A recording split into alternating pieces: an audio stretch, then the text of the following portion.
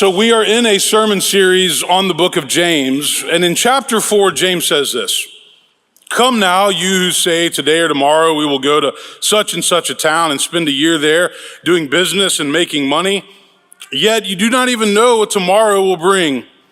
What is your life? For you are a mist that appears for a little while and then vanishes. Instead, you ought to say, if the Lord wishes, we will live and do this or that." Today, I want to talk to you about the greatest resource that we have. It's not money. It's not possessions. It's not social status or connections. It's the gift of time.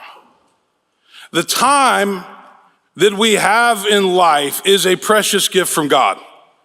And how we decide to use it is up to us. Nobody else gets to decide how we will use our time. And here's something else about time. Not a single one of us knows how much of it we have. We don't know. I've been an ordained minister for over 20 years, 2005. And in that period, I've done a lot of funerals for people whose time here on earth was cut short. I think about my friend Melissa Waddy. Found out she had stage 4 colon cancer. She was 42, had a husband, 3 kids, was a healthcare executive. Life was going great, but she got sick and we lost her almost 6 years ago. Think about my friend Tolu Quinn. She was a minister on our staff, founder of the Nashville Food Project that started right here on this campus. She was in her prime, 42 years old, with a husband, 2 children. I'd known her since we were in 7th grade at church camp together. She was diagnosed with glioblastoma, had surgery and treatment, just like Kissy, but only had a short time to live. And she wrote a beautiful memoir called What We Wish Were True, where she talks about her journey, her faith, her family, her passion. She made a big difference in this community. I think about my friend Zach Muckleroy. He was 44, CEO of his company in Fort Worth, elder chair at his church. He was driving with his wife, 2 children, down into Central Texas for Thanksgiving when they were hit head on by a drunk driver. Zach and his 2 kids, Judson and Lindsay, were killed, and Lauren miraculously survived it. I still have my bracelet on from that. I think about Charlie Kirk, a young conservative activist who was the founder of Turning Point USA, 31, married with 2 children. And while he was giving a speech this week at Utah Valley University, he was shot and killed in cold blood, clearly pointing to our culture's ongoing inability to have dialogue about difficult topics. You know, political violence has been on the rise, and it's become a problem.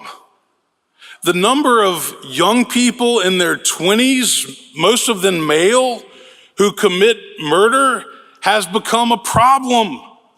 And we shouldn't be okay with this.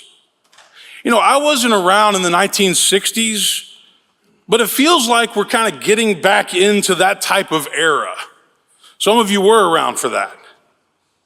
When people don't agree with somebody, they take them out or they try to discredit them. That's not okay.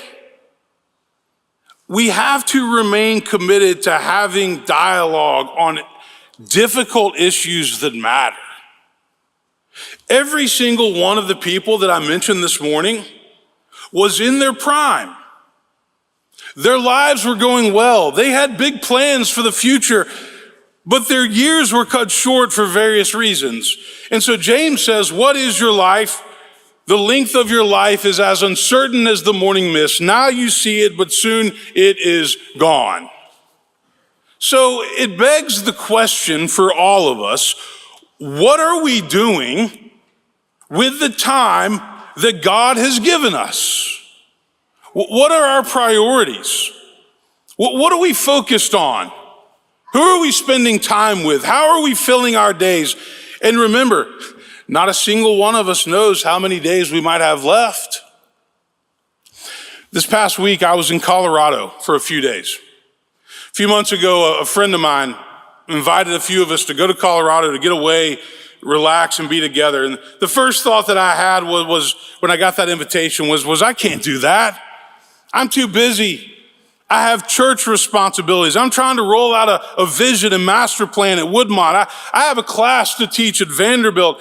I have all kinds of responsibilities to tend to. But then I called myself and I said, I have enough time to get these things covered. Why not go and do it? And we had an amazing time earlier this week, hiking, biking, golfing, laughing, enjoying each other's company. And I'm glad that I went. One of the friends that I was with lost both of his parents this year, about a month apart. And it was good to be with him in what's been a very difficult year for his family. We can't say yes to everything, but we have to carve out time for the things that matter. Time is the most valuable resource that we have. And truth be told, not a single one of us knows how much more time we'll have. We often act like we're going to be around forever, but we don't know. Issy, Talou, Zach, Charlie, they didn't know. They all thought that they'd have many more years here on earth. And yes, as Christians, we do have faith that life goes on beyond death, beyond this world, and we live with that hope and that reassurance.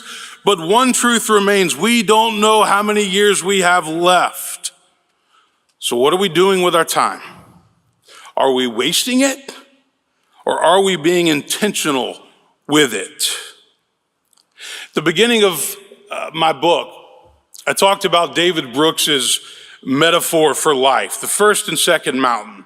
I found this for a number of years now to be very helpful. On the first mountain of life, we seek to establish ourselves. We leave home, we get our education, we break away from our parents, we become independent, we start to build a career and work towards success. This is the mountain where upward mobility and economic opportunity is very important. So is survival. We want to be respected by others. We want to do things that will matter and that will be viewed as significant. On the first mountain, there's a lot of keeping score. How do I measure up? How am I doing? What do other people say about me? On the first mountain of life, there's a lot of fear of failure, fear of rejection, fear of being judged, fear of not measuring up, fear of not gaining the respect and the recognition that we want. Ego plays a big role in this part of life. Ego drives us to be successful, but it also drives our disappointment when we don't achieve what we hoped we would. But the second mountain of life is different. It requires a shift in our thinking. Brooks says, if the first mountain is about building up the ego and defining the self, the second mountain is about shedding the ego and losing the self. If the first mountain is about acquisition, the second mountain is about contribution. If the first mountain is elitist, moving up, the second mountain is egalitarian, planting yourself amid those who need and walking arm in arm with them. It's not that the first mountain isn't important or necessary, it is, but it just means that we can't live our lives for that forever. On the second mountain, we live for meaning, relationships, family, faith. We learn to go deeper. We grow tired of all the superficial things, and so we move beyond it. True, most people on the second mountain have more financial security, which is nice. It allows us the luxury to focus on other things. But we learn to see the short-sightedness of always competing and always trying to have more than the next person. And we go much deeper and we reflect more on the deeper questions of life, the questions that really matter, the questions that I try to bring up Sunday after Sunday. In Matthew's gospel, when Jesus was asked which commandment in the law is the greatest, what did he say? He said, love the Lord your God with all your heart, soul, mind, and strength, and love your neighbor as yourself. On these two commandments, he said, hang all the law and the prophets. These two commandments cover everything. He also said in the Sermon on the Mount, Matthew 6, don't worry about tomorrow. Tomorrow will bring troubles of its own. Today's trouble is enough for today. Viktor Frankl, in his book, Man's Search for Meaning, argues that as human beings, our primary motive is not for money or even happiness, but for meaning. We are driven above all to understand the purpose of our lives. Once that is understood, even the most miserable conditions cannot take away inner peace if your values and your time are aligned. Frankel said this: everything in life can be taken away from a person except for one thing, the greatest human freedom, to choose your attitude in any given circumstance. In other words, all kinds of things can happen to us, good, bad, happy, sad, but nobody can take away our ability to choose our attitude in life. Nobody. That's our decision. But here are some important questions for you to ask yourself as you're thinking about how you're spending whatever time you have left. First, do I spend adequate time with the people that I love the most? Your spouse, your children, your close friends. Are you making them a priority, or are you just fitting them in whenever you can? Lots of people say that they love their spouse, but they never do a date night. They never take a trip together. They may not even touch base at the end of the day. Lots of people say they love their kids, but they're too busy with work and travel to find out what's actually going on in their kids' lives. Lots of people say they have close friends, but they can't remember the last time they invited their friends over for dinner or asked them to go and do something. And yes, we have a million reasons why we are so busy, but our life can pass us by while we're busy doing everything else. Your life is what happens to you while you're busy making plans for other things. Second question, am I fulfilled? Are you enjoying your life? The answer that most people give is sometimes. But if you're spending all your time doing things that aren't fulfilling, then change it. For some people, work is very fulfilling. For other people, it's not. For some people, exercise is very fulfilling. For other people, it's not, but it's still important. Are you living a fulfilling life? And if you're not, then how can you change it today? Harvard professor Arthur Brooks has a new book out that's called The Happiness Files. And at the beginning of the book, he says this: we need to be good self-managers, willing to take and manage appropriate risks in an effort to build a life of outsized rewards. But he also says this about very busy and ambitious people: the relationships that need tending the most are usually family and friends. Nobody lies on their deathbed and wishes they had worked a little bit harder or stayed at the office, so we have to find the balance. Third question, am I building in margin? Meaning, are you booking yourself up so much that you're constantly going from one thing to the next to the next? This happens when you have kids, 3 kids. I can attest to this. Every night gets booked up with practices, games, recitals, plays, parents' nights, etc. But we all need margin. We need to carve out downtime to rest and relax. That's one reason why God gave us Sabbath. And even today, most people ignore it. So they don't worship, they don't rest, they don't recharge.